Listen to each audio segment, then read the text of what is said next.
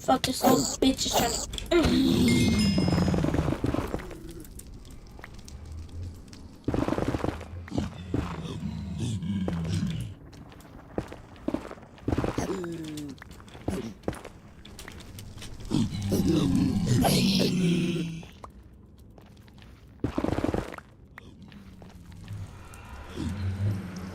Right, chat.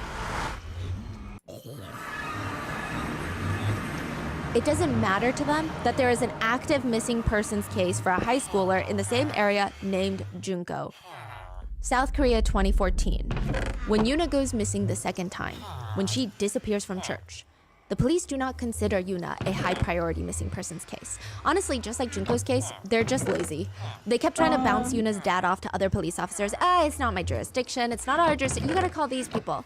To show you how lazy they were, Yuna went missing from church, where there are lots of CCTV cameras at this church. If they just played through the footage, they would see that Yuna did not walk out on her own. She was effectively dragged out by these two girls. Her body language is screaming that something's not right here. She does not want to leave. But by the time that the police actually check the footage, it is too late for Yuna. She would be dead. So if nobody, not even the police, are doing their jobs to look for them, the girls would end up trying to save themselves. Japan, 1988. Junko's captors are drunk. Alright, so... She can hear them. They went from being belligerent, well, which isn't really different from when they're sober, but they're starting to snore. This would be her only chance. All of them are drunk. They didn't tie her up. They knew that she was so badly injured that there's no way she can get to a phone. The only working phone happened to be on the first floor, all the way downstairs. They didn't think she was gonna get there. So Junko starts crawling all the way downstairs. It takes her a very long time considering her injuries, and she finally makes it all the way down, reaches for the phone, dials emergency services. The phone finally picks up. What is your emergency? But right at that moment, she feels a hand closing over her mouth. She turns to her side, and one of the captors is there with his finger up to his mouth. Shh. He grabs the phone. Sorry, my sister just misdialed by accident. He hangs up and drags her all the way back up.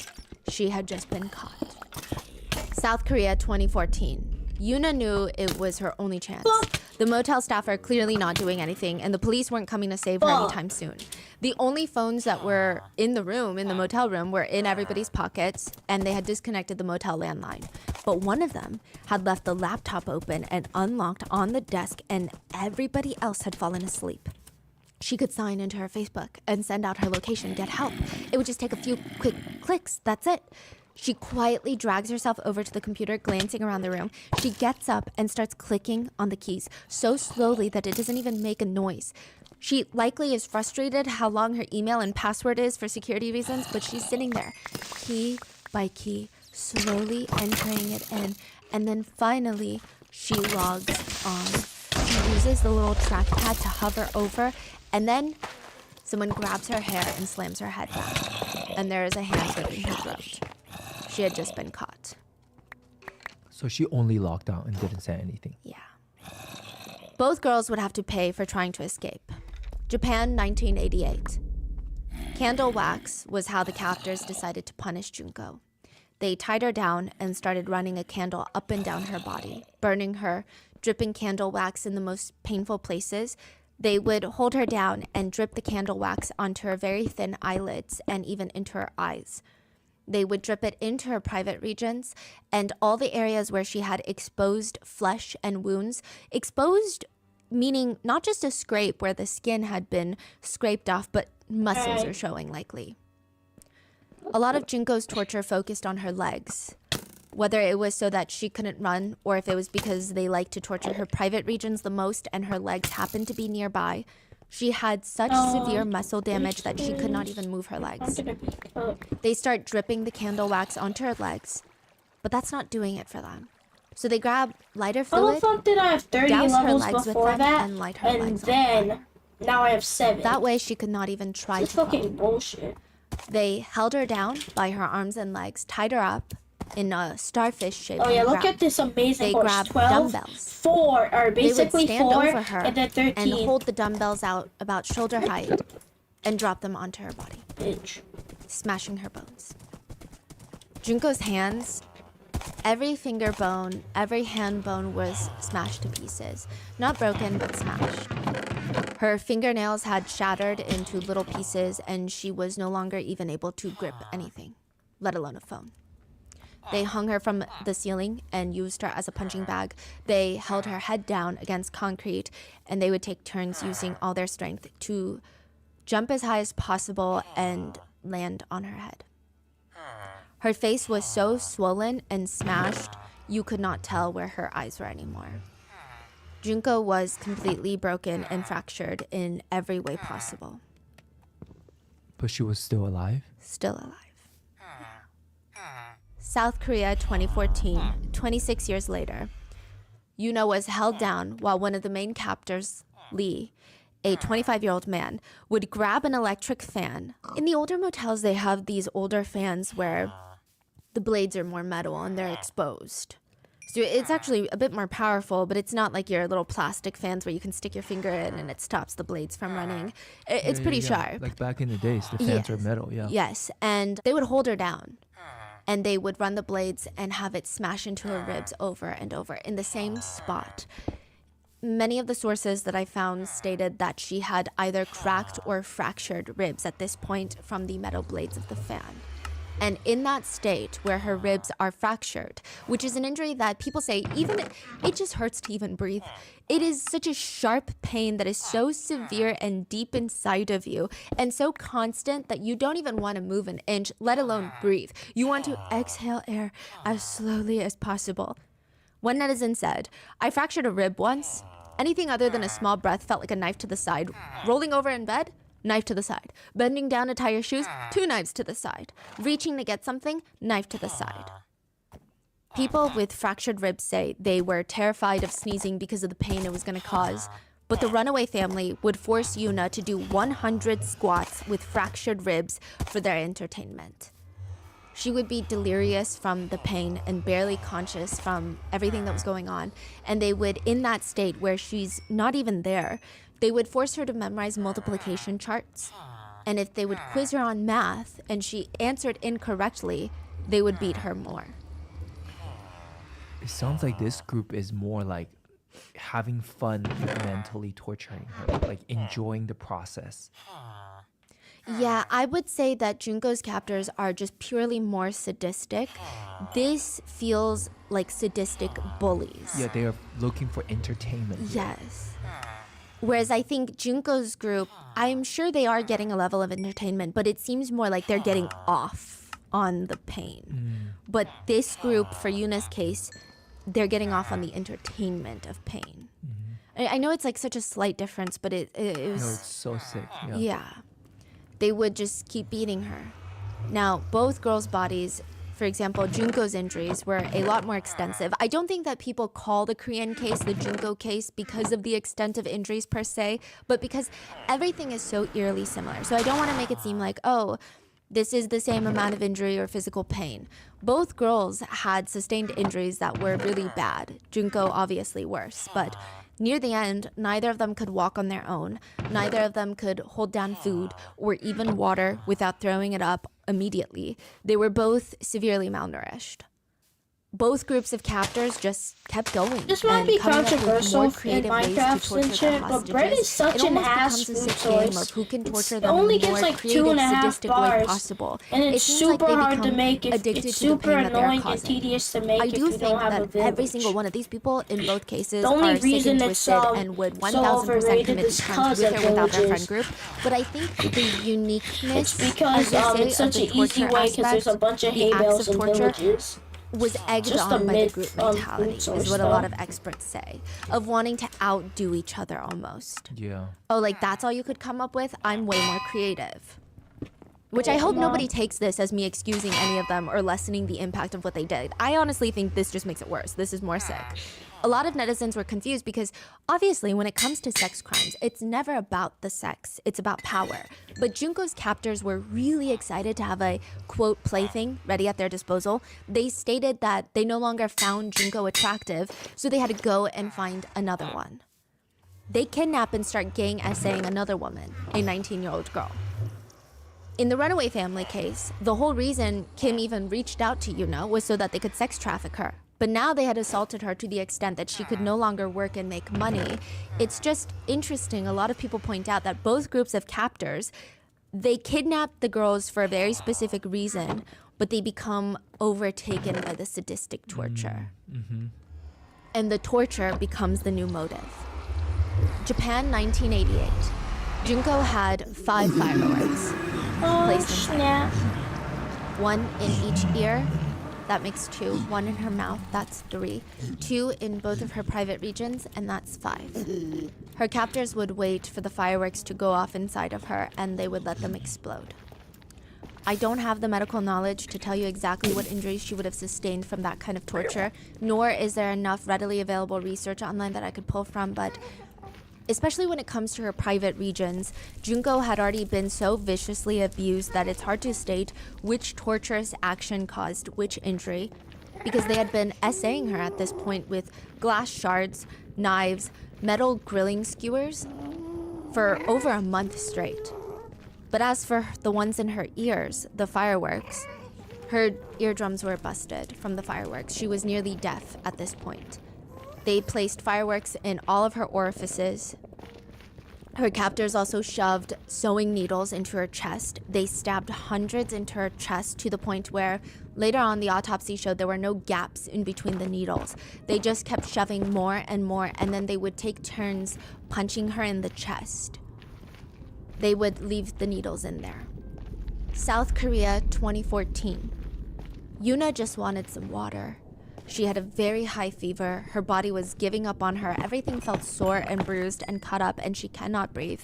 She begs her captors, just give me 1 sip of water, just a little bit of water. Water? You think you have the right to ask for water?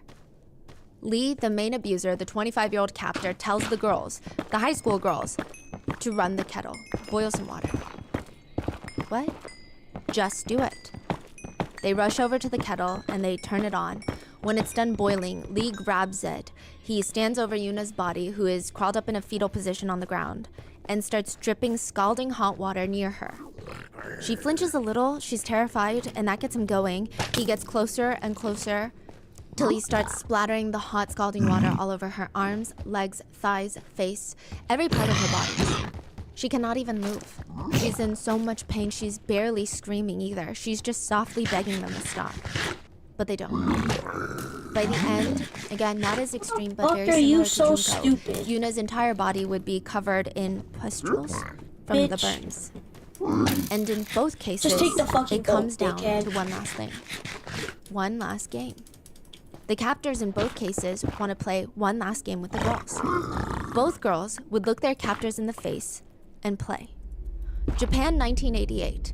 Junko had accumulated so much blood in her sinuses that she could no longer breathe through her nose. She could barely see after the damage of the hot candle wax to her eyes. She cannot hear from the fireworks exploding in her ears. She cannot eat or drink anything. Her digestive system is shutting down. She weighs close to 65 pounds. She cannot hold her urine. Some parts of her body are said to have already started rotting, and she smelled like death. Every part of her body was infected. Her brain had shrunk to a fraction of the size it originally was from the extreme stress. All of her hair had fallen out mainly. Her brain had become shriveled. She couldn't even grip anything with her hands. She could not walk. She could not sit up on her own. She had blood and pus-filled boils all over her body. She had shattered glass bottles still remaining inside of her private regions, digging into her insides. And yet she is still alive. And when her captors challenge her to a game of mahjong, she would look them in the eye and she would win one last game. South Korea, 2014. Yuna is crouched up like a ball on the floor of the back seat of the car. They had driven her somewhere secluded and she couldn't really tell. They said that they wanted to play a game. Tell us, Yuna, if you could take any one of us with you when you die, who would you take? Remember how 25-year-old Lee was the worst abuser? The one that poured boiling water over her, the one that used the metal fan blades to shatter her ribs? She looks up and says, Lee. Lee was there. He laughs, leans back, and starts beating her, screaming, "What the fuck did I ever do to you?" And they make her choose again. Yuna likely knows what's gonna happen by whoever she chooses, and yet she still raises her head and names the next person she would take. And they would start beating her with a brick. They were losing their minds. They're screaming at her, "You're out of your mind. I've been nothing but nice to you, and now you want to make fun of me? Do you want to die? Let's die together then." Japan, 1988. After losing a game of mahjong against Junko's captors start beating her with an iron barbell. They force her to stand up, but she can't, so she ends up falling backwards, hitting her head against a stereo, splattering blood everywhere, and starts convulsing. Her captors are really pissed though because they think that she's faking it, and when she stops moving completely, they're confused. They're like, there's no way she's dead. They kick her, nothing. They smack her, nothing. They drop another dumbbell on her, nothing. And now they're agitated. She's really pretending.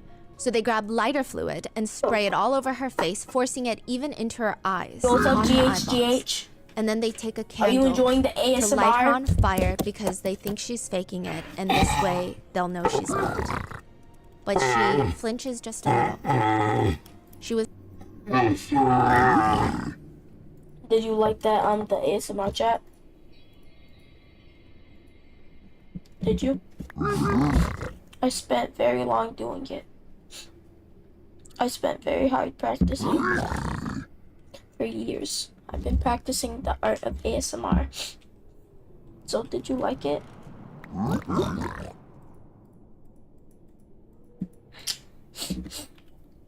Was it very bonita? Imagine putting in a hard work, time, and dedication into saving up for some new shoes. You go to Foot Locker and find the perfect pair. You try them on, you check them out, and you cop them. And even though you spent your last $200 on these shoes, you're happy because you feel fresh as fuck, and these J's might actually get you some bitches. But as you're leaving the mall, a gang of motherfuckers wearing shite. I've been watching some people return to Monkey, but they had unlimited Monkey abilities, so I spiced things up a little to find out whether you can beat Elden Ring with 999 rocks. And I can only do damage with rocks, and if I run out of my precious round rock, I have to reset and start over from the beginning. Because I'm lazy, I had no plan. I don't even know if it's possible, but fuck it. We're finding out today. It sounds like a lot of rocks, but when you suck, they start disappearing quickly. For the first hour and a half of this run, there was no rock throwing. I have to gather some levels and important items for this run. Round Rock has an A in strength scaling, so my skinny ass is going to have an absolute sleeper build by the end of this run. I grabbed the Green Spill Crystal Tier and the Charged Talisman. Can I use it for this run? No, but I like visiting my favorite dog. I can't help but pick up things, and the Trina Lilies are important. After grabbing the Dectus Half, I grabbed the Strength Knot Tier and Green Turtle Talisman and head to Caelid. In Caelid, I grab Radicon Sword Seal because a boost in stats is always good, and Cheat Snake's Cavalry because I never actually do damage. It's allowed, and this too. Hey, want to see something cool? Yeah, we want to see something cool. Okay, let's see something cool. Yes, this is going well. This is going well. Fuck. Jump up, jump up, jump up, jump up. Shit. Take two. Okay, you gotta stop breathing fire and jump up on the tree. Come on, buddy. Jump up on the tree. Okay, that isn't jumping up on the tree. What? Oh, just like that constantly in my ear 24/7. Alright, I'm just trying to get levels Just and constantly shit. fucking stop.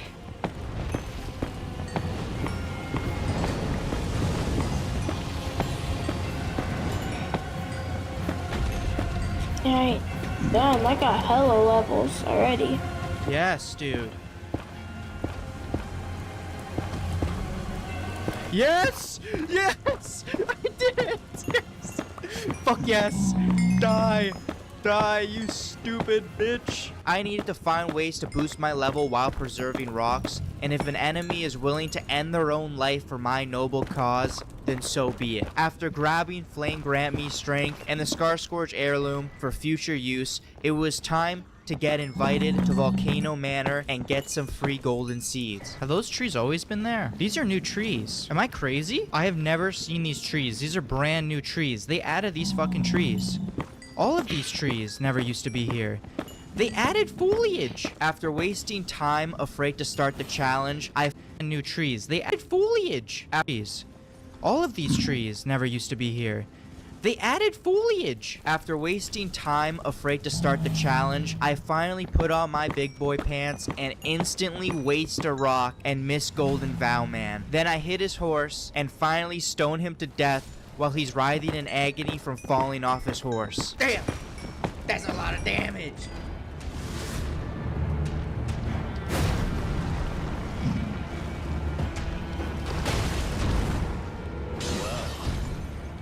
Thou art of passing skill. Warrior blood must truly Oh no. tarnished.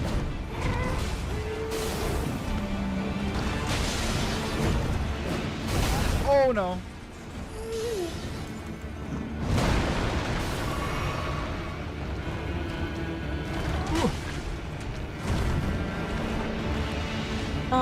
Can you hear anything from the game? Haha, get wrecked. The gates.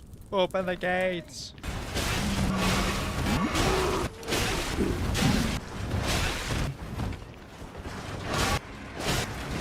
Oh no. Rock. Rock.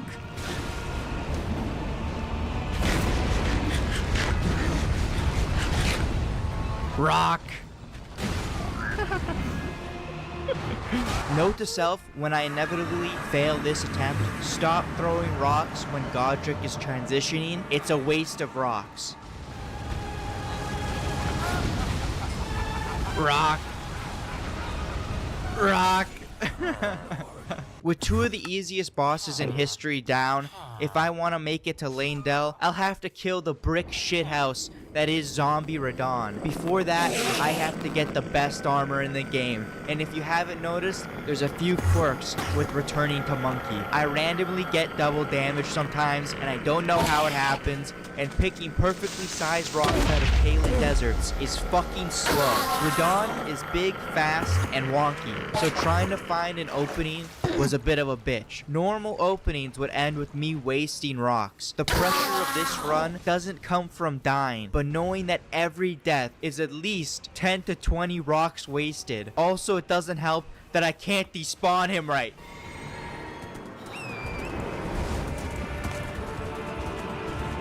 Dude, how am I supposed to not tilt? How am I supposed to not tilt when I deload him and he still shoots at me? Fuck this game. Fucking bullshit, man. Oh, dude, it's not even worth it. God damn it. I forgot his moveset. He's insane.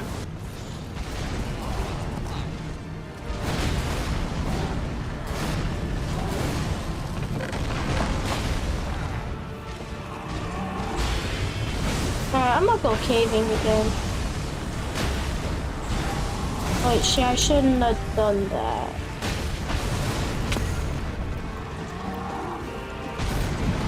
I'm gonna try to save these.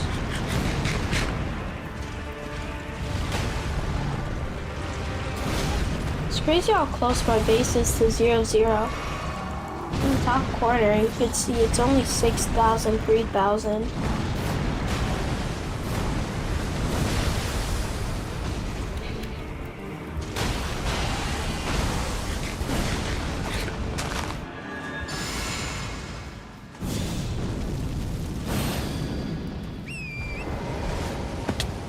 Yeah, I need to get some stuff, some other thingies, majingies, How? some It doesn't wood, even make sense. so I can make table God. that you craft stuff Please on and just fucking stuff. hit him once. When And he's then you make so low, the, it's ridiculous. I'm crying. water Please, God, scooper give me thingy. something. you know what I mean?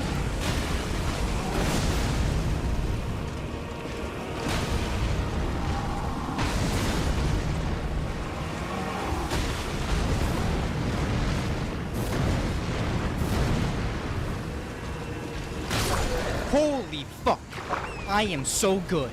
It didn't take 100 rocks. It didn't take 100 rocks. It's just a bit less, I swear.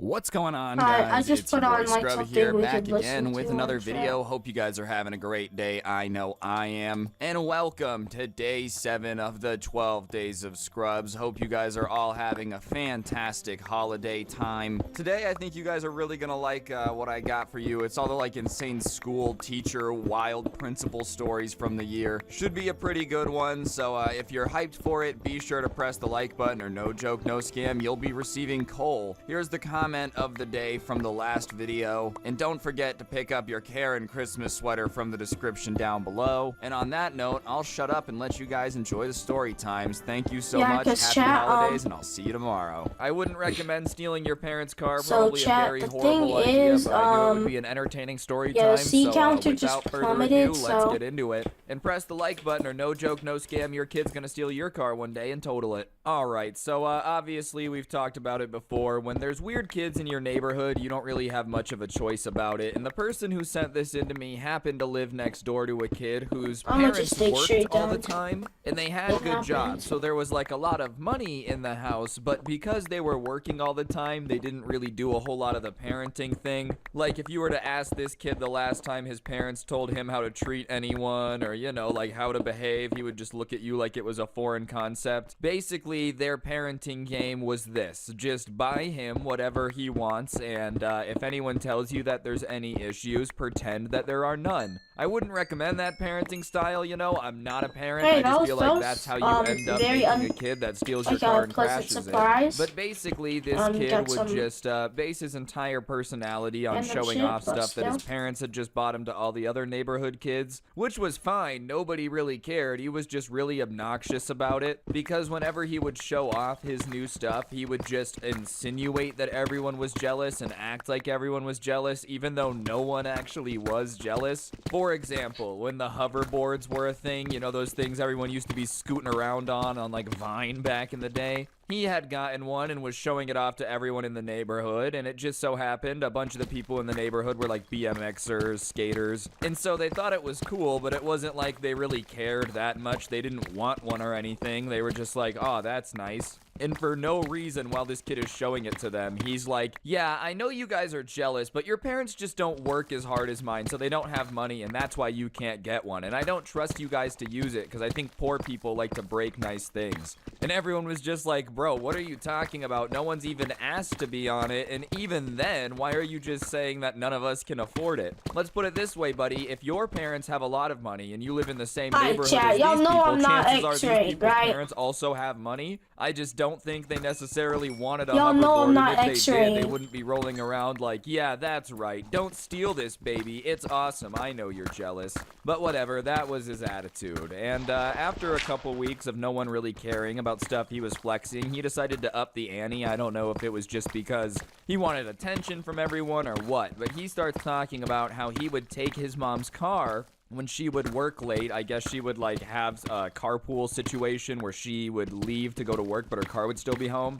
He was taking her car, going to the drive-thru and getting milkshakes late at night, and his mom apparently knew about it and was cool with it because she thought that he was responsible and mature enough to drive. Not 16, by the way, about 14 years old, which, listen, I don't care how quote-unquote mature you think your kid is. There's no reason for them to be driving alone late at night through the city to go get a milkshake. Like, what are you talking about? You live on a farm, you're driving a This truck is- to this pick up is hay so- or something when you're bro, this 14. is so I bad. guess They're that makes so, more sense. But I'm I so feel like it's a lucky, bro. really bad idea to have a kid driving on public roads. And so everyone is kind of like, dude, your mom lets you drive, saying it in a way of like, I don't think that's a good idea. This sounds like a bad idea. And he goes off about his mom is just so much cooler than their parents, and their parents are lame and don't actually want them to be mature grown-ups. And I don't necessarily think it has anything to do with their parents not wanting them to be mature grown-ups. It's just their parents actually care about them and are like, you don't need to be driving a car when you're 14 years old alone at night. Anyways, he just kept flexing it how he would steal the car all the time, and he asked if anyone wanted to go with him next time he took the car to go get milkshakes.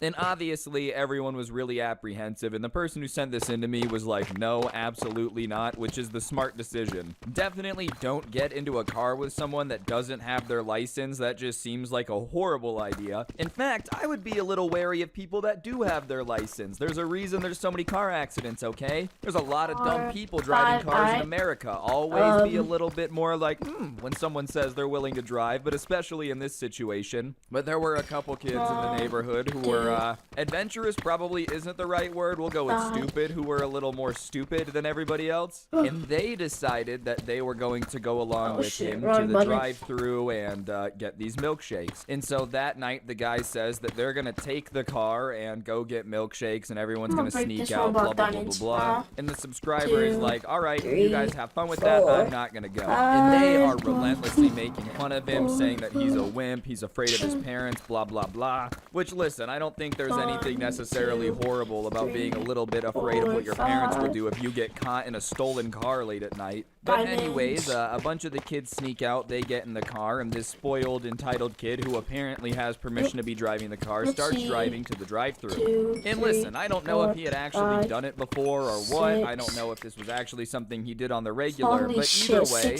him wanting to be a show-off, the subscriber heard about this later from everyone that was in the car, started like asking everybody if they wanted to see something cool. And obviously the people in the car were like, yes, I would like to see something cool. And he started being a show-off, which, listen, he already probably was a horrible driver, no experience, probably can barely reach the pedals, and here he is asking if they want to see something cool before showing off while driving. This is just going to end bad. I don't know why people want to show off in cars, because here's the reality of it, alright? I know a lot of people don't look at it this way. A car is just a giant metal death trap that weighs like a ton, and we're just hurtling across the earth at 60 miles per hour, and the only thing preventing us from becoming a pancake is just the other people around us and like our choices. It's not really something you want to goof off with and be like, oh, I'm going to show him off, but whatever. He starts deciding that he's going to try to drift. Keep in mind, this guy has no clue what he's doing. He does not have his license. This is probably the first time he's ever driven the car, but he starts like going fast up to this corner. And at this point, everyone in the car starts yelling at him, stop, stop, don't do this, please don't do this, bro, stop, it's not funny. Because they're like, okay, this is not going to end well. He's trying to show off and he doesn't know what he's doing. Well, he takes that chance to be like, guys, I do this all the time, don't worry about it. Yeah, apparently he's just got that Tokyo Drift lifestyle. On a daily basis, he is consistently just tearing up the track by drifting. But whatever, he comes into this corner, and he comes in way too fast, and he yanks the wheel way too hard, and the car just starts turning sideways. Not in a drift way, but in a, like, out-of-control sideways skid way. And everyone in the car is yelling, they're like, oh my god, what did you do? You're such an idiot. Because here they are just sliding across the road. Thankfully, it's late enough at night that there's no one else on the road. Like, seriously, such a lucky situation. But they end up hitting the curb, going up onto the curb, and then the back left door smacks into a light pole that had been, like, you know how it's situated on the curb on the corner. And immediately the car stops, the guy turns the engine off, and he's like, what just happened? And everybody in the car that wasn't driving starts yelling at him, saying he's an idiot, what's wrong with you? And everyone's okay, like, everyone's shaken up, the airbags have gone off, but everyone's okay. And so they get out of the car and they're looking at it, and their car's in really bad shape. Everyone's fine, thank goodness. They're insanely lucky. Like, this is a stupid situation, very preventable. This is why you don't steal your parents' car, and if you're gonna steal your parents' car, you don't try to show off to people if you don't know how to drive, bro. Even if you do know how to drive, don't do it. Either way, everyone's looking at the car and it's messed up, and the spoiled kid just starts freaking out. Understandably, he just crashed his mom's car, and he's like, my mom's gonna kill me, my mom's gonna kill me, my mom's gonna kill me. And everyone is like, yeah, you're gonna be in trouble, but they're wondering why he's so nervous, because apparently she knows he's driving the car, right? Which she was gonna be mad that he crashed it, but you would think that he wouldn't be as nervous, Because, like, I don't know, if you're letting your 14-year-old kid drive your car around, you just kind of have to come to terms with the fact that he might crash it. Like, it's a possibility. If you think that your kid's going to be an incredible driver and never get into an accident, you're kind of dumb, bro. I don't know what the statistics are, but I'm sure, like, even most 16-year-olds get into a fender bender within their first year of driving. Yeah, your kid who's dumber is definitely not going to have a great time. But that's when he reveals to everyone that he might have exaggerated a little bit how much his mom knew about the situation, and everyone is like, what do you mean you exaggerated a little bit? And he says that she actually has no clue that he takes her car sometimes, and she would be pissed, and like the only reason he's been able to do it is because she works late, so she's not around to keep an eye on it. And now everyone who's in the car is pissed because they're like, hold on, you're telling me that we've been riding around in a stolen car all night. On top of it, you said that your mom knows about it, she doesn't, and now you've crashed it and we're all here. And that's why you're freaking out, is because your mom's going to realize that not only have you been stealing her car, but you've totaled it. And Yeah, the I guy's got a like, yeah, you whole guys stack need to of help me diamonds. out. We need to come up with a story. And everyone who's with him is like, no, I'm not helping you come up with a story. I'm going to tell your mom everything because they're not going to get blamed for this. Are you kidding me? Plus, with the way that this kid is acting, you know that if they help him, quote unquote, come up with a story, he's just going to end up blaming them for it, saying they made him steal the car and whatnot. fuck And no. so they say that they're going to What's that tell his case mom, and was? he's like, you guys can't do that. You're going to get me in trouble. And they're just like, yeah, bro, I know you're going to get in trouble, but I don't really know what you would like us to do. There's no way we're going to be able to come up with a story that people are going to believe as to how the car got totaled, because how do we have it? Who stole it? Like, someone's got to take the rap for it. And he says, well, it's not going to be him. Which, listen, man, if you were the one who stole your mom's car, you didn't tell anyone you're stealing it, they all think that this is legit, then yes, you're going to be the person who takes the fall, especially if you did it. Like, he just expects someone to say that they stole someone's car for him when he's the idiot that decided to do all this. And listen, no one should have gone with him. Like, the subscriber's the smartest guy in the story for hearing about this secondhand. But I definitely would just not recommend getting in a car that someone dumb is driving. But especially in this situation, yes, you Oh should my take the God, blame, those considering fucking this was 100% your idea. And as they're standing there, a car drives by and they pull over and make sure they're okay, and they say they're gonna call someone. And at that point, everybody that isn't the kid who took the car decides that they're getting out of there. They start walking home because they're not that far, and they leave him to take care of it. And as they're leaving, he's like, where are you guys Are they going? giving This is him the hawk unfair." And they're tour? like, look, dude, you've got to Holy deal with this. guacamole, So he's after getting that, the no hawk one's really tour. sure exactly what goes down. Oh my but, God, he's someone getting the calls hawk his mom tour. because what they do know is the next He's morning getting the the car hawk was tour. gone from where it had crashed, probably towed away. And He's getting there the was hawk a sign on tour. his door saying that none of the neighborhood Oh kids my could gosh, knock he's getting because the he hawk was not going tour. to be allowed outside until he graduates high school, which was probably getting more the of an hawk angry letter than a tour. reality. I don't think she's actually going to keep him inside forever. He was That being literally said, getting I can the understand hawk why his tour. mom is pissed, bro. Imagine getting that call. You're at work I want doing some your hawk thing, tour. you carpool to try to save some money. You get a call, hey man, hawk your tour. son, They- who's give me too the young hawk to tour. drive, has Give me the totaled hawk your tour. car. Can you please Ah, come give me pick the him hawk up? tour. You're like, he did what?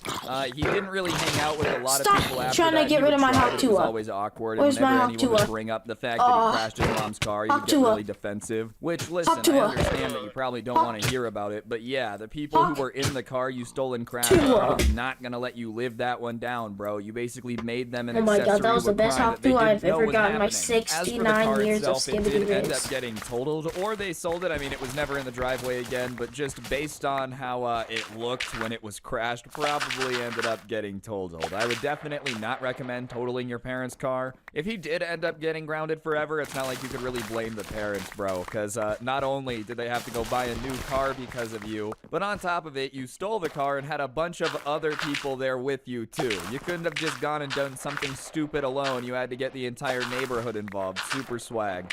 Either way, I thought the story was just absolutely insane. I would not recommend stealing your parents' car ever, but if you enjoyed the you video, can't please put be sure to press the like a button. Let me know what you million. thought in the comments section down below. I know this one's shorter than what we've been doing recently, but I just thought it was a good one. So, like I said, if you did enjoy, like, comment, subscribe. If you don't know what to comment, time. go ahead and comment the word Geico down below, because let's just hope that this guy had some good insurance. You know what I'm saying? The insurance probably isn't going to help when they mention that it was stolen by their son, though. Today I've got a very funny story time for y'all. It was sent in to me and it's about a furry that was in this guy's class that apparently ended up biting the teacher. I know not all furries are running around biting people. That being said, when I hear about someone being this cringe, you know I have to make a video about it. So without further ado, let's get into it. Alright, so the person who sent this in to me didn't really know a whole lot about most of their classmates, which I'm not gonna lie is probably the ideal way to do it. I'm not saying you should ever go out of your way to be antisocial or anything, but like if you know every single person in every one of your class's backstory, you're probably a little bit too nosy for your own good, or you think you're living in a movie. But there was one classmate in particular in one of his classes that he had to know a lot about, because they were the type of person that was just constantly updating everyone on everything going on in their life. And it just so happened that this person was a furry. And I know it's become a lot more common now, and like I know not every furry is an insane weirdo. If for whatever reason you're watching this and you're starting to get mad or whatever, then like just realize there's probably people out there that are furries that aren't super crazy weirdos. I don't know where they are. Those stories don't get sent in to me. It's not like I met a very normal person is a funny story time. So just keep that in mind. This particular person was a furry who was super cringe. And they were one of those people who didn't even like keep that level of reasoning of, oh, I'm dressing up as an animal. Like they genuinely thought that they had the species of an animal. And this person in particular would always talk about how they were a wolf soul and they accidentally were a wolf soul put into a human body. And whatever, even if you really like animals, you do have to understand that we're not in an anime, alright? It's not like you can be out here with the soul of a cheetah. I don't think that's really how it works. Maybe I'm wrong, but the idea that you're running around like, I have the soul of a parakeet, like what does that even mean, bro? But this person was convinced that they should have been a wolf, and by being a human, they just weren't living up to their full potential, blah, blah, blah, blah, blah. Which, whatever, if you want to believe that and mind your business, then, like, that's up to you, man. I guess I can't tell you not to think you're a wolf, and if you're minding your business, not hurting anyone, that's your right. Like, welcome to America, you can do what you want. But one thing that was very frustrating is they would do, like, dog things to their classmates that were not necessarily normal. For example, whenever there was a new student, they would like go up to the new person and start sniffing them, which is just very unnerving, especially if you don't know this person at all. Even if I knew you relatively well, if you walked up to me and started like intensely sniffing me, I might be a little bit uncomfortable. I think anyone would be in that situation. You're like, yo, what's up, man? Long time no see. And they're like, hey. Oh yeah, baby, you smell delicious. But like he would sniff the new kids, and when the new kids would be like, what are you doing? Why are you sniffing me? He would explain, oh, I'm a wolf. As if that just magically explains it. You know, a stranger sniffing you. Oh, I'm a wolf. Ah, why didn't you just say so? And they would still be like, please don't sniff me. And he would say that if he didn't get to sniff them, then he would find them threatening from then on, which is kind of threatening someone in and of itself. Like, let me sniff you or I'm gonna think you're a threat is a very weird threat to make them let you sniff them. But whatever, it was just stuff like that. And on top of it, like, they would do this thing where they would start talking in the middle of class. Like, hypothetically, you're in class and the teacher says, hey, someone read this paragraph. They would volunteer, which is really annoying when people volunteer to read and they can't read or they're goofing around. And then halfway through the paragraph, they would accidentally, and I'm doing very big air quotes right now, go back to like talking like a wolf, start growling and barking and whatnot. And when the teacher would be like, what are you doing? They would go, oh, I'm so sorry, my wolf soul must have came through. And it was just really annoying. Like everyone's trying to pay attention and read in class and this person's just pretending that they speak dog. Even if you were speaking wolf around real wolves, they would probably look at you and go, what is this weird human doing? I don't think they would instantaneously know what you were saying, but obviously everybody in class was just kind of aware of this person. And they weren't trying to make him feel bad, people weren't messing with them or anything. Sure, was it bizarre? Absolutely, but for the most part, it was more annoying than it was really getting in anyone's way. So it wasn't a big deal. It's However, gonna they started be to talk more and more like an animal and less less like a human I'm as not- the year I'm went not on, and it got to the not point where they go would through just kind lava of to bark find a out loud in bastion. the middle of class and howl at things. And obviously, the teacher was not yeah, a big especially fan of 'cause this. I Like, popped feel my like last teaching a fire class is rescue. already hard enough. People don't want to pay attention. They're not paying attention. Yeah, But that now fire is imagine on top of was- already trying to teach people who don't want to be there. You just have one student in particular that is pretending to be an animal growling at you and barking in the middle of your class. So the teacher No, I started don't to have get a saddle. increasingly fed up with this behavior and started to get a little snappier whenever they would do it. Like, this person would bark in class and the teacher would go, okay, that's enough, stop it. Which is kind of hilarious if you think about it. That's probably what you would tell your dog if they were barking too much. Like, hey, enough, you know, but the furry would always get mad and be like, I have the right to express myself. Which, listen, true, you do have the First Amendment right to freedom of speech. However, expressing yourself is kind of limited if it's just disruptive to the class going on. Like, the teacher just can't let that happen. You want to just say you have a wolf soul, no issue. You start barking in the middle of class when they're trying to teach things, at that point, they have the right to tell you to shut up. It doesn't matter what you're saying, barking or not. I feel like if you just started screaming the Pledge of Allegiance out of nowhere in the middle of class, they'd probably tell you to shut up too. But whatever, they would always argue with the teacher, and the teacher just started to get more and more annoyed with it, as I think anyone would in this situation. The first time you have to tell someone to not bark at you, you're probably like, well, I never thought I would have to tell a person to stop barking at me. But by time 15, you're probably so fed up that you're starting to consider bringing a squirt bottle just to train them. Like, oh, okay, you want to be a dog? You want to be a dog? All right, we'll see how you really like it. Psst, psst, spray bottle. Either way, the teacher's patience was definitely running thin, and like the interaction started to get a little bit more intense, to the point where the person would bark and the teacher would be like, you do know you're not an animal, right? You don't have a wolf soul. At first, the teacher had just kind of been okay with letting them do their thing, but now that it was disrupting the class, they were trying to nip it in the bud as much as humanly possible. Except instead of nipping it in the bud, the person would just get insanely defensive about being told that they don't have a wolf soul and get even angrier, and it was just this infinite loop.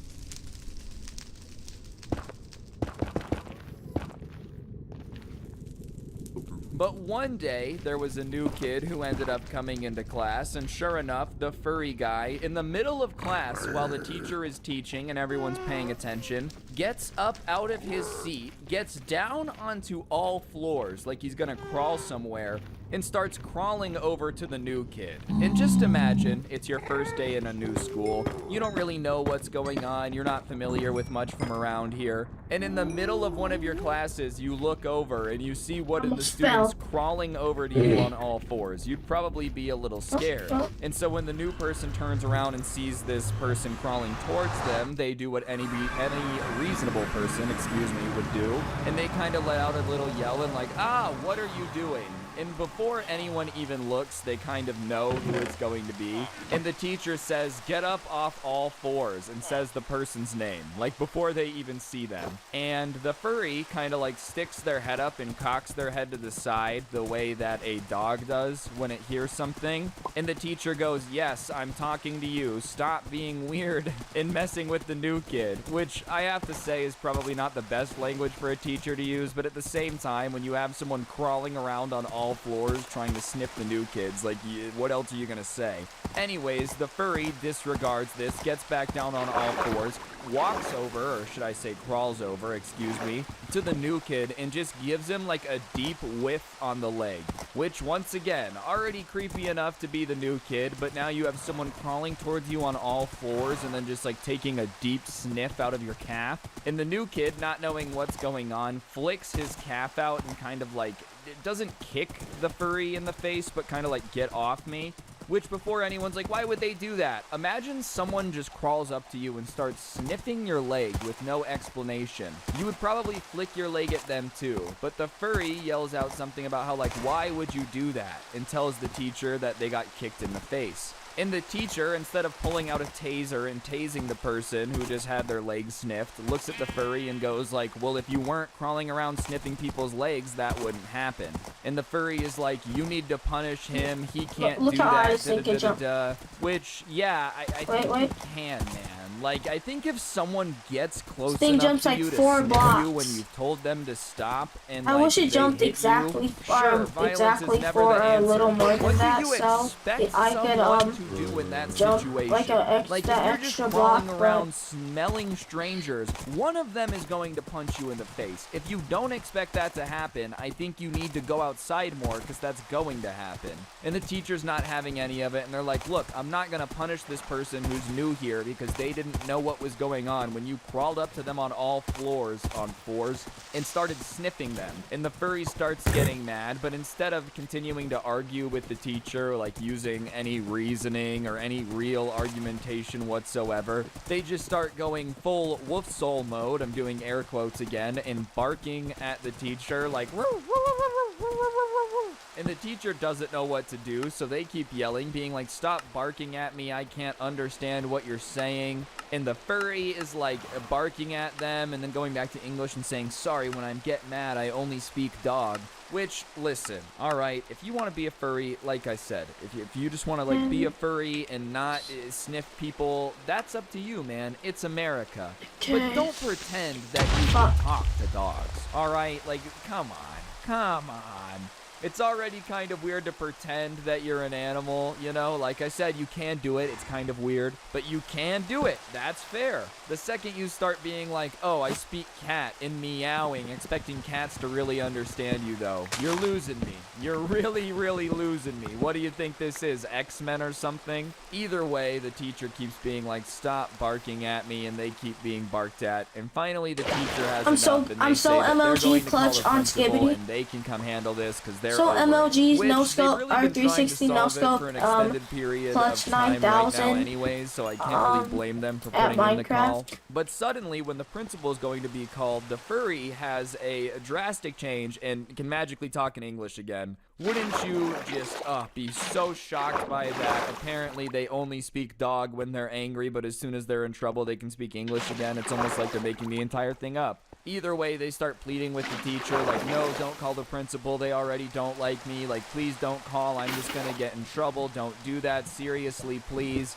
And the teacher just is not going to work with this student whatsoever. They're like, look, this has been a problem for so I long, just wanna the find a entire cave. school year. You never listen. You're sniffing people. And on top of that, you're just disrupting the class, barking at me all the time, and you never listen. So I understand that you might have dealt with the principal before, but you really left me no choice in this situation. And the furry is like, well, you always have a choice. You could just not call the principal. I'm asking you not to. Which, listen, here's my advice to you, Mr. Furry Bro. If you don't want to end up in trouble with the principal, don't constantly interrupt the class. I also would love to know why the principal had beef with him in the first place. Like the last time he was in the principal's office, he peed in the corner or something to mark his territory. Like, why was the principal so angry at this guy already?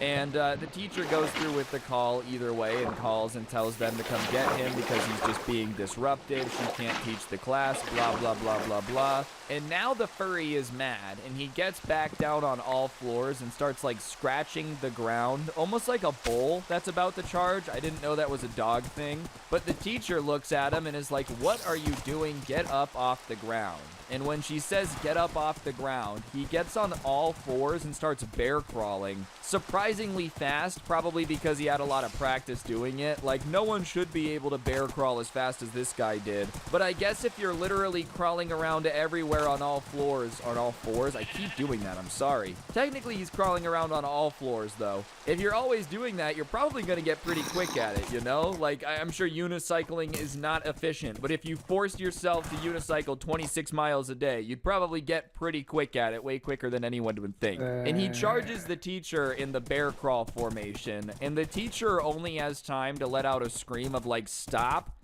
before he bear crawls over there, and all the students see is him just sink his teeth into the teacher's calf.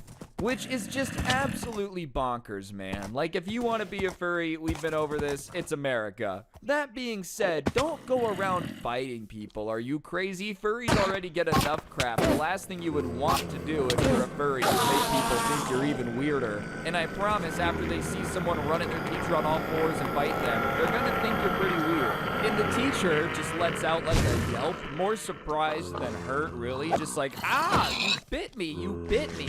And instead of saying anything in English now, the furry has gone full dog mode apparently, just completed the transformation, gone full werewolf, and just is growling while just like still biting and won't let go. And the teacher is like, let go, and the furry just won't let go and starts to bite down harder. And now the teacher's yells are starting to sound more painful, and so she does what I think is more of a reaction than it is like some well thought out, very well designed plan.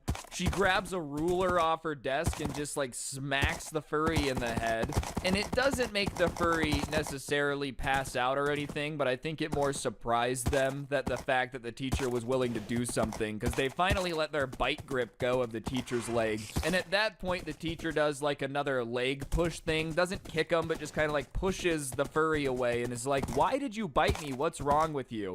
And now I think the furry is confused because they just start saying that like, I don't know what came over me. I went full wolf. Yeah, dude, this isn't Twilight, all right? Who do you think you are, Jacob from Twilight? Taylor Lautner himself? I don't think so. I don't think that there's magically some gene inside you that just makes you run around and start biting people, and then you come to and you're like, oh, I don't know what possibly could have happened. Well, you were running around biting people. That's what possibly could have happened. And the teacher's not buying it. Nobody's buying it. And they're like, you're really in trouble now. And so for the next 2 minutes, they're arguing back and forth.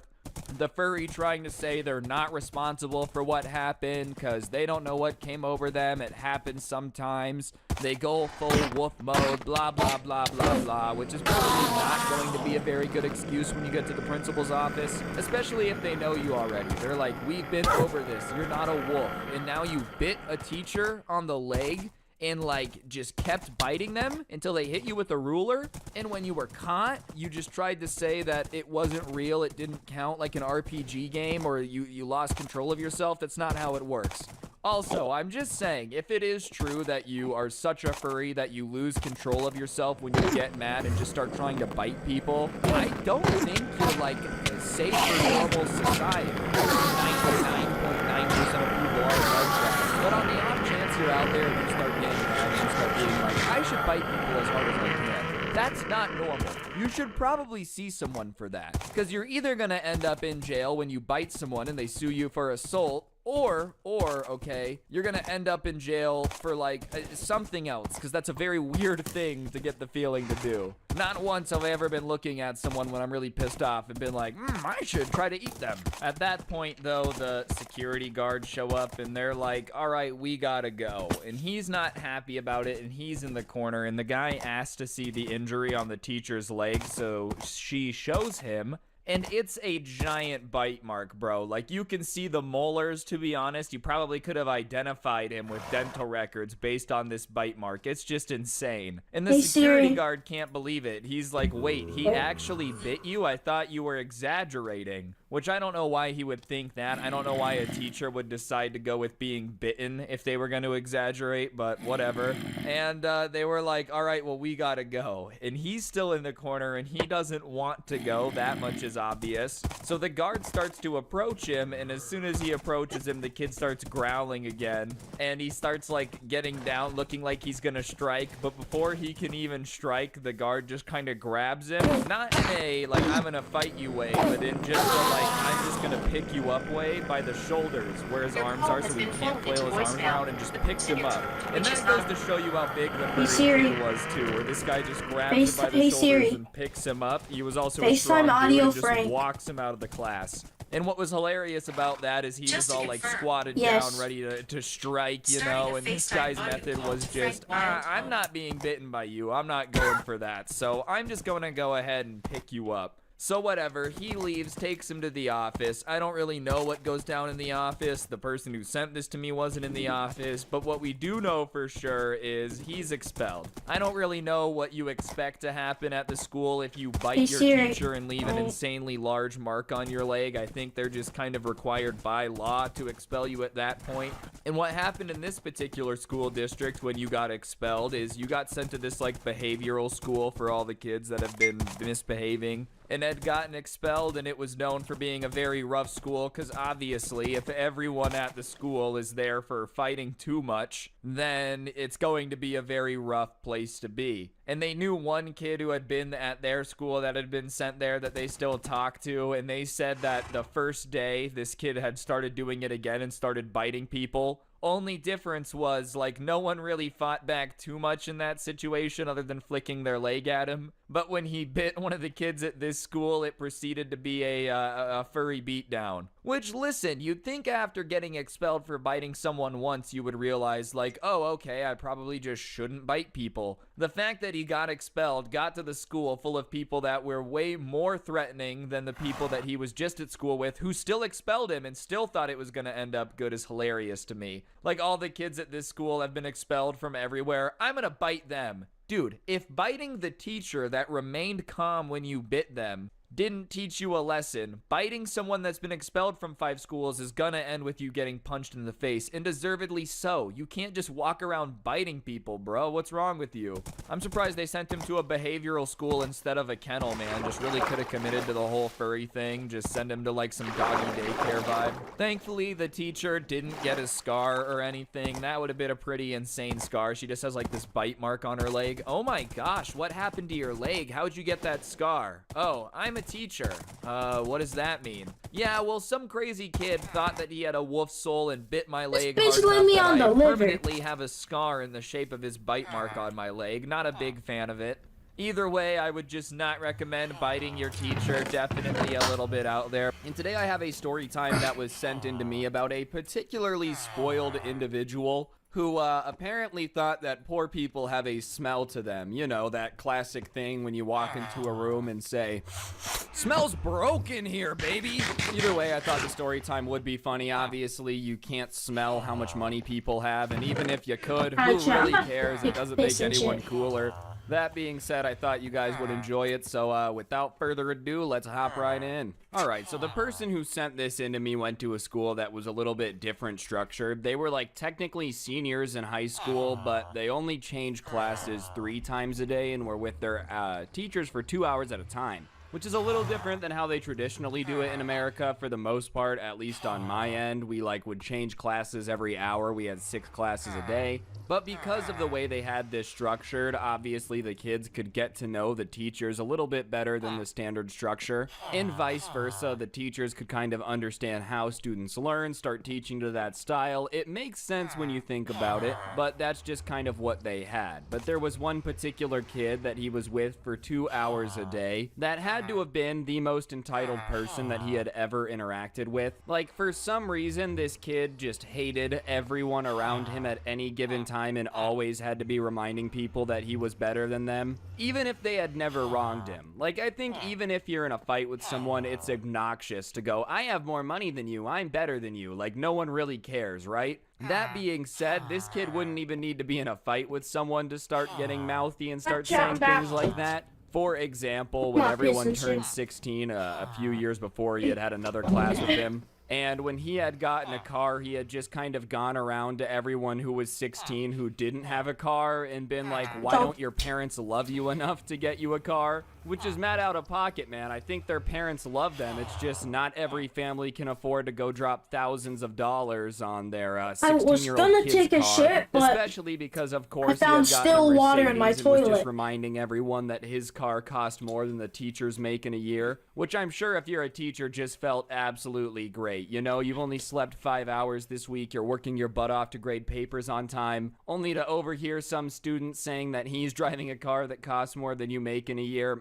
pure motivation. And once he got his car, he would constantly use that to make fun of people too. But he would use that against the teachers. For example, whenever a teacher would give him a quote-unquote bad grade that he didn't feel like he deserved, he would just use the fact that he had a better car to the teacher to say why they got a bad grade. Like, as if that has any bearing on it. But for example, let's say he was supposed to write a 7-page essay, and he wrote one paper that was just nothing but the word meh over and over and over again, right? When the teacher would give him an F because he just didn't even do the assignment and just repeated a word over and over for a paper, he would confront them about it in front of everyone, not even like after class, and be like, I know you're probably jealous because my car costs more than you make in a year, and you're pathetic and you make no money, but you can't give me bad grades because you're jealous of my car. Otherwise, I'm going to have to report it to the principal, blah, blah, blah.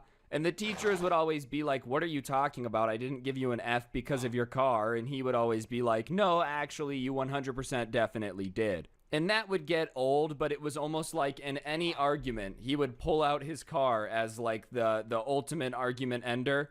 Well, I have a nicer car than you, which I've never understood people like this. Like, don't get it twisted. I do like cars. I think they're cool. But I don't feel like it's actually anything you need to bring up in an argument ever is what type of car you drive. Like, imagine you're arguing with someone. Yeah, man, well, I drive an F-150. And it's like, yeah, well, I drive a Mercedes. Like, who cares? Who actually cares? If you got beef with somebody and the only thing you have to talk crap back with is what car they drive, you should just drop the beef because you're definitely gonna look stupid. But he would bring it up whenever he had an issue with teachers, and teachers obviously got more and more fed up with it as it gone along. And he would be like, oh, you're just mad that I have a car, blah, blah, blah, blah, blah. And a teacher would say, why does it matter? Why do you always bring up your car when you're arguing with me? I don't care about your car. Which is a reasonable reaction for an adult. Like, the teachers probably didn't care. I mean, sure, did it feel great that he was driving a car that cost more than they made in a year? Probably not. Does it actually change their day-to-day life at all? Like, they're still a teacher, and even then, it doesn't mean you can just do whatever you want. You just start driving a Ferrari everywhere in your neighborhood, 300 miles per hour. When the cops inevitably pull you over, just be like, my car costs more than yours, so therefore you're not allowed to pull me over. When you can afford a Ferrari, then you can pull me over, fed boy, and like slam on the gas. But whenever teachers would ask him, like, why does it matter what car you drive? Why does that change the fact that you should treat your teachers with respect? He wouldn't even explain why it mattered at all, probably because he didn't have a good explanation. He would just say that they were like stupid and poor and jealous. And if they had wanted a nice car, they should have picked a different career because teachers should know that they're going to be broke, which is just so unnecessary, man. I feel like it's just a well-known fact at this point that teachers don't get paid a ton of money. I don't think that's some well-guarded secret. But still, they're choosing to do a very important job, which is teaching you for not a lot of money. The last thing you should want to do in that situation is make them feel as bad as possible about it. Like, what is the point in that? Yeah, you know how you took a job to better the community for less money than you could have made elsewhere? You're a loser. Like, dude, do you want it to get even worse? I know in Nevada and Arizona, they just lifted the restrictions saying that you don't need a college degree to teach high school anymore, just because there's such a teacher shortage. I feel like treating teachers like this is how it gets even worse.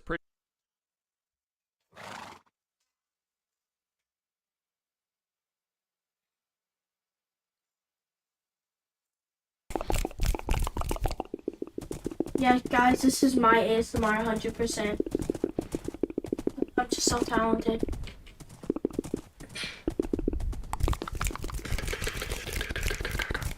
Tingles. What's up? What's up? And shit. What's up? Welcome back.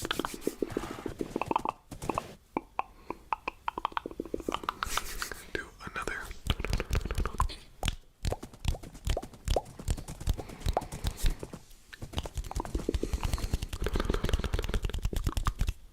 ASMR. Video.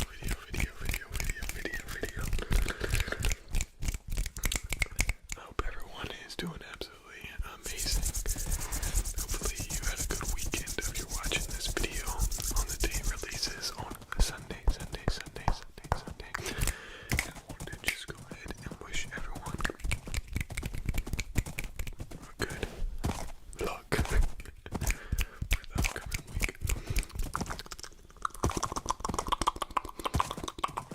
that's enough yapping about non-sensible topic. Let's get on to the important juicy stuff concerning today's video. So, I think we've all had that feeling after watching a super good show or listening to an absolute masterpiece of a song or even watching a masterpiece of a movie, and you're like, man, I wish I could hear that for the first time, or I wish I could see that for the first time ever again. Like, you wish you could completely erase that song or that movie or experience out of your mind and relive it for the very first time again and experience that joy. I feel like that's a very common thing amongst us. So today I'm going to be going through some of the ASMR triggers that I personally like and wish that I could hear again for the first time ever. Y'all are definitely going to have to let me know if you can agree with this down in the comments below. Put some PvP We're gonna go ahead and legacy. get started here with the first one, which involves a little bit of styrofoam or plastic wrap and a little bit of a rubber band. So let me mute you real quick.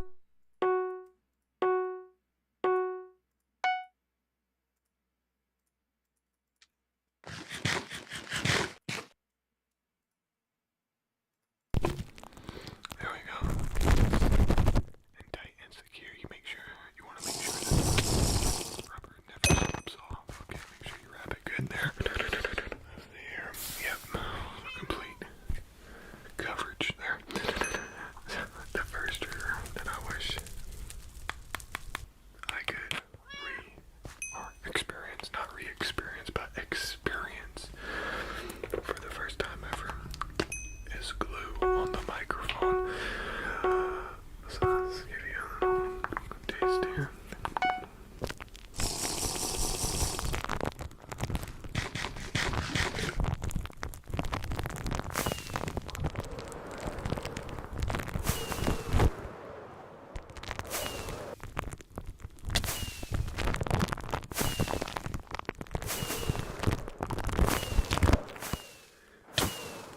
Of course, we're going to show some love to this.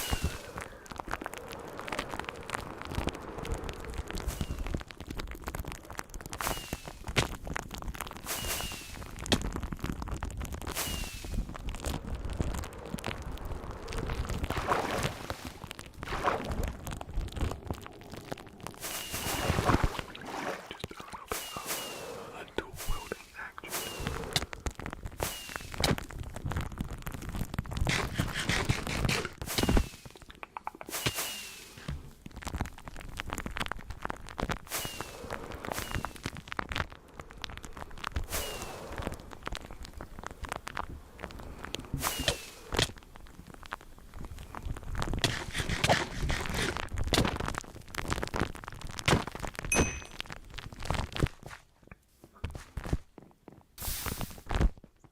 Buns.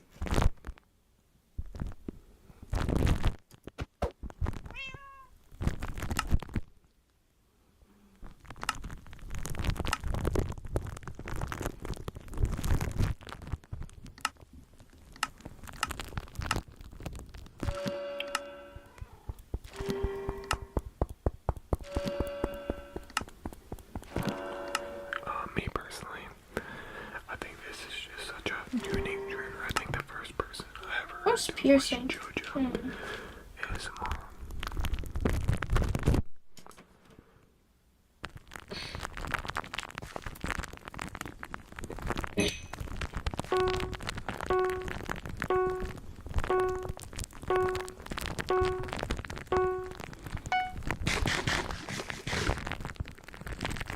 And I think he has also listed it as one of his personal favorite triggers. I just looked in my mirror over here and I noticed that my shirt looks like it's reflecting off my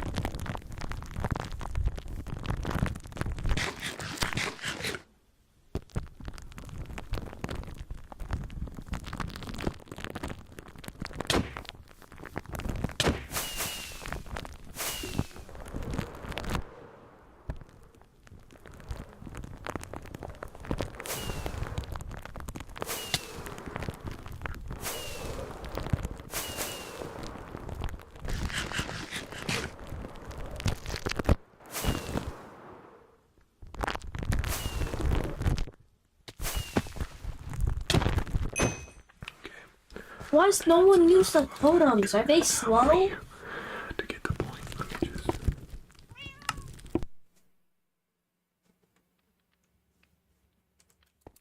Yeah, I think some of these kids are slow because they don't know what the totems do. Okay, let's move on here to the next trigger, which is not specific to an item, but more specific to a style, which is setting a breaking pattern.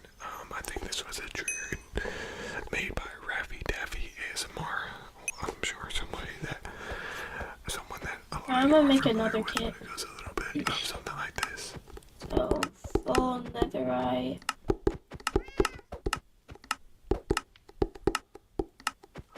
Hold on, first we gotta find the pattern. That one might have been a little bit too ambitious. Hobby 99. Hobby. Wait, no.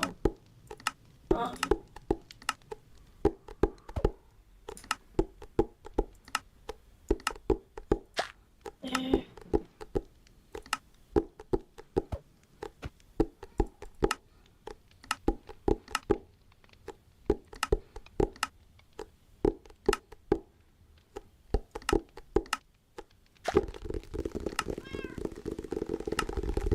And there's the breaking of the pattern.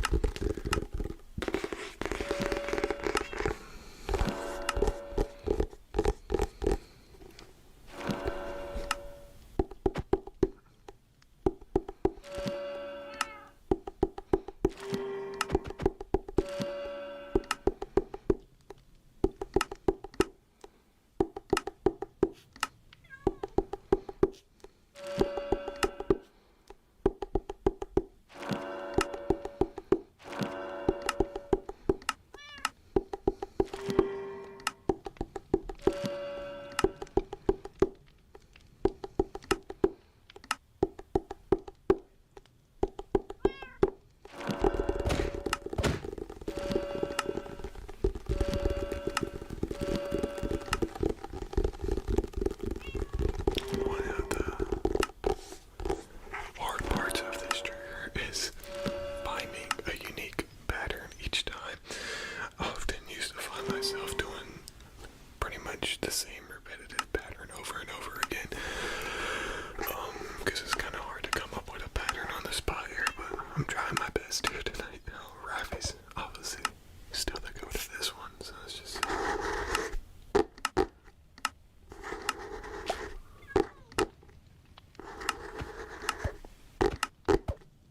Yep, made my kit. Selected.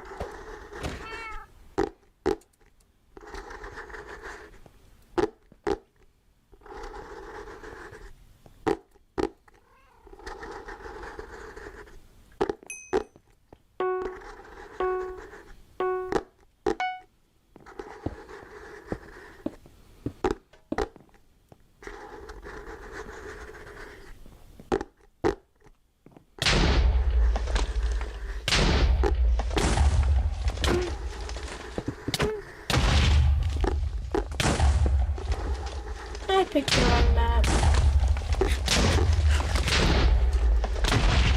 Oh yeah, I didn't add totems either.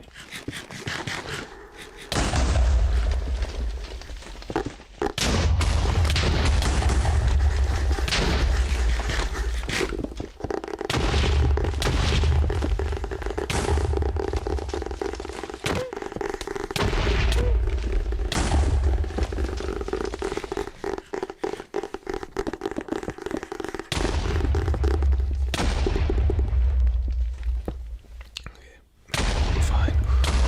One more pattern here. One more.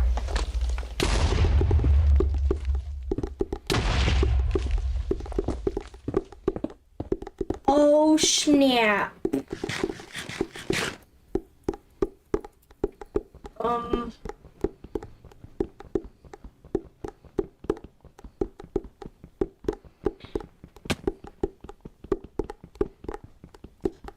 Yeah, this is gonna take a couple of minutes.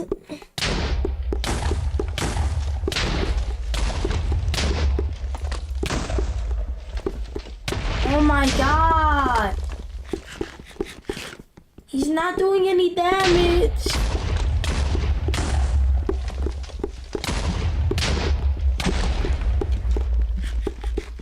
I finally have the pick of a disc.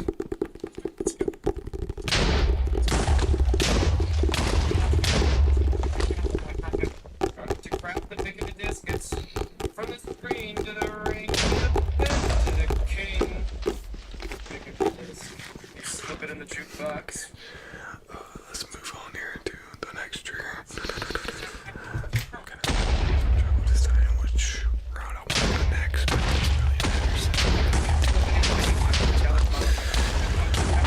A little bit more introduction. Holy fuck! The sounds that less jar of water can You aren't less. killing me. Let me mine Obviously, you got the sheet out.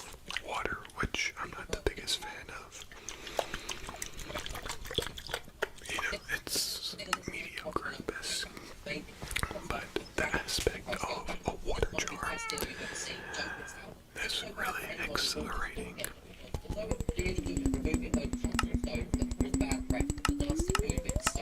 It's the sound you can get when you apply.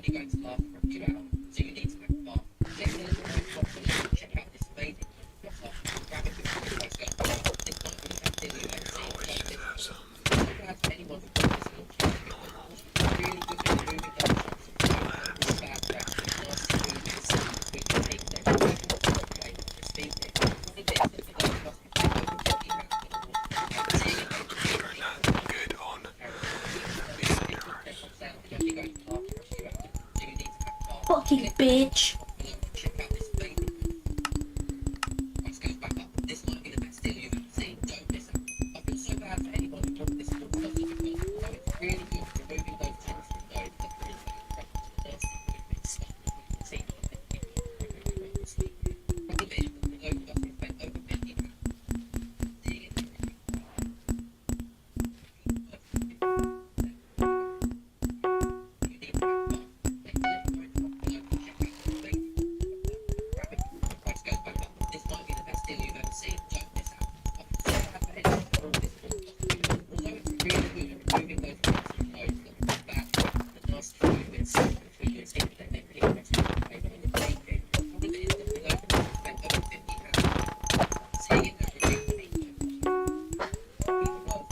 Yeah, dog shit.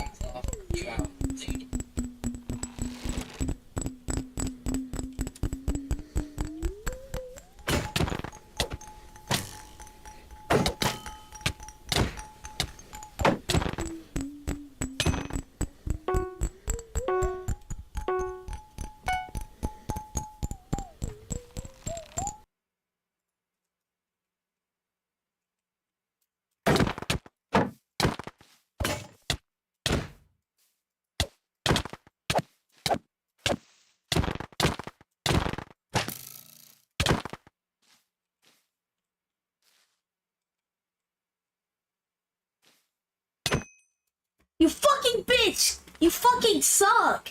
Using that gay ass tactic just. Ooh, I'm a little redhead. Like, bro, you fucking dickhead. Fuck you, little bitch. Like, bro, fucking gay. Okay. It seems like we have a slight leak here.